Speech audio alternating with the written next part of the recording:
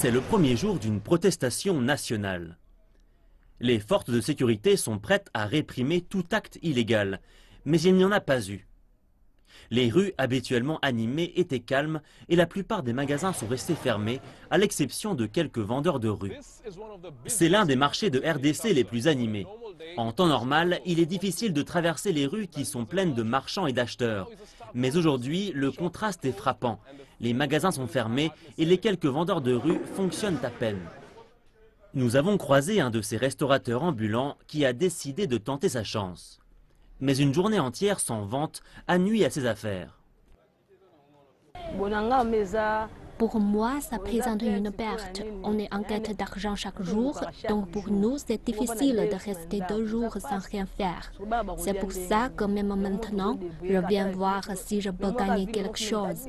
Que mangeront les enfants si je chôme une journée?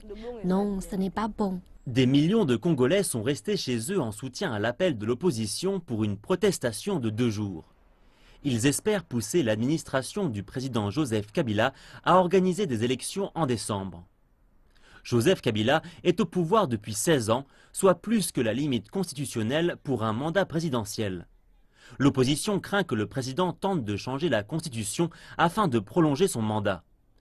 La protestation devrait continuer mercredi, mais les vendeurs comme Tété Ntouba aimerait que la situation se calme rapidement.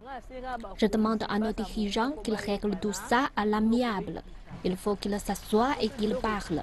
Ils doivent régler les problèmes économiques. Les prix des biens doivent chuter et la vie s'améliorera pour des gens comme moi, pour mes enfants. J'ai 6 enfants et chaque jour, je dois trouver 8000 francs congolais et ce n'est même pas assez.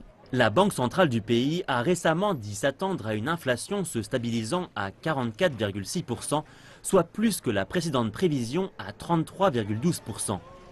Une mauvaise nouvelle qui n'a certainement pas apaisé les inquiétudes des habitants.